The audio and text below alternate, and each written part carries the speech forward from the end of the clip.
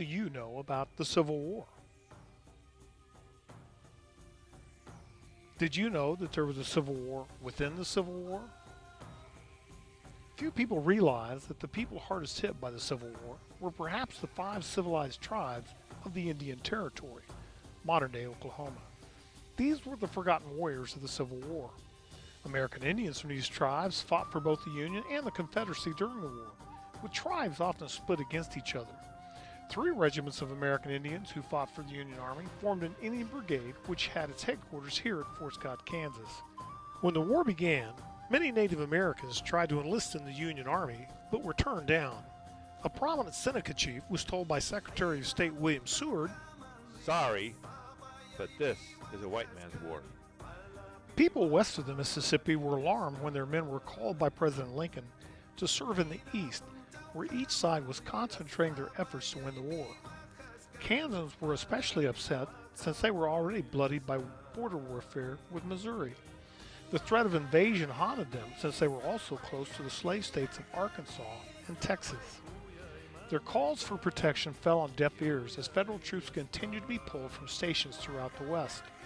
When Union outposts in the Indian Territory were abandoned, the South reacted by seeking alliances with the Indian nations and by sending in troops. That was where the tragedy of the Civil War within the Civil War and the forgotten warriors began.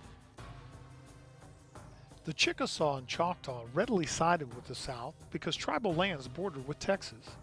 In addition, both tribes had originated in southern states and owned black slaves. The Seminole and Creek tribes were mostly opposed to an alliance with the Confederacy because they felt honor-bound to uphold treaties they had with the U.S. government. It split the Cherokee in the most bitter of ways. It led old tribal animosities from the removal days of the 1830s to burst back into the open. On the Confederate side were Stan Wadey and the mixed-blood Cherokees. They had supported removal. The full-blooded Cherokees and Principal Chief John Ross had opposed removal. They attempted to keep the tribe neutral, but their sympathies lay with the North. Pro-Confederate Indians were soon attacking their pro-Union brothers, driving them away from homes and farms. Creek Chief Opethea, who was pro-Union despite being a slaveholder, decided to take his band, along with some Seminoles and escaped slaves, north to Kansas. Confederate forces, consisting mainly of Choctaw and Chickasaw tribesmen, along with a few Texans, attacked his group 3 times. After being crushed in the third engagement, the old chieftain's group straggled into Kansas along the trail of blood on the ice, a battered and bedraggled group of refugees who left the bodies of 2,000 victims scattered on the landscape behind them. That was the way it went through much of the Indian Territory. It resulted in Kansas seeing an influx of thousands and thousands of pro-Northern Native Americans, most of whom ended up in refugee camps where conditions almost defied description. After visiting a camp, one Army surgeon described it. "Their only protection from the snow upon which they lie is prairie grass, and from the wind and weather scraps and rags stretched upon switches. Some of them had some personal clothing. Most had but shreds and rags, which did not conceal their nakedness. Many have their toes frozen off. Few have shoes or moccasins." Federal outposts attracted those refugees. Camps in the vicinity of Fort Scott soon had as many as 2,000 Native Americans lodged there. Had you asked any warrior in those camps what his greatest desire was, he would have told you that he wanted to return to his lands and drive the Confederates away. It was James H. Lane, Kansas senator and self-promoting military leader, who first proposed recruiting the refugee warriors into the military. Since the officer in command in southern Kansas, General James G. Blunt, was one of Lane's supporters, the plan soon bore fruit. The first Native unit to be sent to Fort Scott for training, the 1st Indian Home Guard Regiment, was organized in May of 1862 under the command of Colonel Robert W. Furness. It was composed of those who had taken part in the Creek Exodus the previous fall, which included Seminole Indians. The 2nd Indian Home Guard Regiment was organized in June, with Colonel John Ritchie in command. A variety of warriors had been recruited, not only in the camps, but at Kansas reservations as well, including Cherokees, Delawares, Osage, Quapaw, Caddos, Shawnee, Kansa, and Kickapoo. The muster rolls of both were filled with names like Billy Bowlegs, Spring Frog, Dirt Throat Tiger, and Stan Whirlwind. Commanding officers and their higher-ranking subordinates were white, while the junior officers were usually Indian. Not everyone approved of the experiment, as witnessed by this article found in the Fort Scott Bulletin. Their principal use is to devour Uncle Sam's hard bread and beef and spend his money. They will be as valuable as a flock of sheep in time of action. They ought to be disbanded immediately. Other residents feared that the Amerindians would turn their government-supplied training and weapons on white targets. But Colonels Furness and Ritchie forged ahead in trying to train and equip the natives, although they were given outdated weapons that often didn't work, and supplies condemned for use by white troopers. In June of 1862, the 2 Home Guard units and 8 white regiments were sent into the Indian Territory. The Indian Campaign, or Indian Expedition, had the objective of restoring the area to Union control. Indian families trailed along behind the Home Guard units as they hoped to reclaim the homes and farms they had been driven from. The 1st Indian Home Guard helped capture a unit of Missouri troops at the Battle of Locust Grove on July 3rd. This action convinced over 1,300 Confederate Cherokees to switch sides. This was enough to not only fill out the 3 remaining companies of the 2nd Indian Home Guard, but also to form the entire 3rd Indian Home Guard Regiment, which was organized at Carthage, Missouri, under the command of Colonel William A. Phillips. While the expedition was successful in recruiting more warriors, a retreat was ordered when supplies ran low and reinforcements failed to materialize. The original 2 Indian regiments were left behind, but they eventually retreated as well. Following behind were not only their families, but also the families of the new recruits, on the refugee trail back to Kansas and the dismal camp. General Blunt himself was well aware of the conditions in the camps as he made an appeal to help those who were suffering.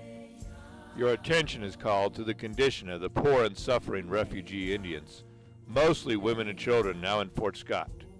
Great destitution exists among them for want of clothing. That fall, the Indian Home Guard regiments were used in operations throughout southwest Missouri against bushwhackers and organized Confederate units. Union officers, though, declared the Osage unfit for duty and asked that they be mustered out. Their tribal dress frightened the whites, and they had a tendency to resort to their tradition of scalping and beheading the dead. They, along with many other Native American troopers, did not understand the white man's discipline and military tactics. They were often confused about whom to obey, their white officers or their tribal leaders. Many white officers in the Home Guard regiments felt that the Indians fought well. Major Albert Ellithorpe of the 1st Indian Home Guards commented in his diary after 2 different engagements in 1862, "My regiment fought well. My regiment was engaged throughout the entire battle and the most of the time fought well." But fighting bushwhackers and gray-clad soldiers was not what the members of the Native American regiments wanted to do. Again, Major Ellithorpe. Today I went to the headquarters of General Blunt in company with 3 of the Indian captains. They are anxious to get into their own country and do not wish to be used as soldiers against none but Indians. The Indian Territory itself was becoming a wasteland as both sides seemed bent on destroying everything that belonged to the other. Homes and farms were destroyed, livestock were either confiscated or slaughtered, and crops were burned. Guerrillas such as William Quantrill raided in the territory, as well as the refugee camps in Kansas, adding to the misery. Starvation became the constant haunt of families throughout the region. In the summer of 1863, General Blunt himself led an expedition into the territory at the same time that significant military actions were being staged at both Gettysburg and Vicksburg further east. All 3 Indian Home Guard regiments were part of the army that was victorious at Cabin Creek on July 2nd, and then proceeded, finally, to break the back of organized Confederate resistance at the Battle of Honey Springs, known as the Gettysburg of the Indian Territory. Blunt's attack on this most important Confederate camp in the Indian Territory succeeded because of superior artillery and gunpowder. The 2nd Home Guard Regiment played a key role in causing the collapse of the Confederate left flank, which in turn led to the collapse of the entire southern line. Guerrilla activity, however, had not ended for either side. In early 1864, the Indian Home Guard regiments went on a march through the southern part of the territory, engaging in Sherman-like destruction, laying waste wherever they went. Confederate Indians also proved more than adept at guerrilla warfare, especially the 2nd Cherokee Mounted Rifles under the leadership of Stan Wadey, the only American Indian to reach the rank of general in the Confederacy. Later in 1864, they destroyed a Union supply ship on the Arkansas River. In September, at the Second Battle of Cabin Creek, they decimated a huge supply train out of Fort Scott that was being guarded by African American and Indian Home Guard troops. The remaining months of the war found both sides content to launch small raids across the Indian nations. Native American units even continued to roam the territory after the end of the war. Stan Wadey became the last Confederate general to surrender when he laid down his arms in June of 1865. American Indian soldiers contributed to the overall Union victory, with many demonstrating their pride with war whoops sounding up and down the line as they rode into battle. They were successful in retaking the Indian territory, but upon returning to their home, they found conditions to be less than ideal. 10,000 people died during the war in the territory. 1/3 of Indian women were widows. 1/6 of the children were fatherless, while an additional 1/4 of the children had lost both parents. The loss of livestock and the end of slavery dealt a considerable blow to the tribe's economic systems. Making matters worse, the victorious Northern government took the view that all members of the 5 civilized tribes had sided with the Confederacy despite wartime service, and that all should pay the price of a defeated people. All pre-war territorial agreements were declared null and void. The Indian Territory slowly disappeared until its place was taken by the state of Oklahoma in 1906.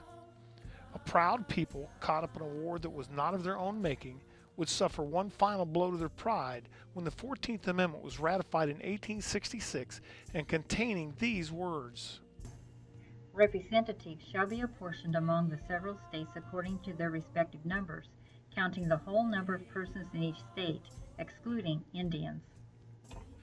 The Civil War brought great change to the United States. It brought about the abolition of slavery and laid the foundation for African American citizenship. However, the forgotten warriors of the Civil War would remain a forgotten people in regards to citizenship until 1924, after Indians had served as soldiers in the U.S. Army in 2 more wars.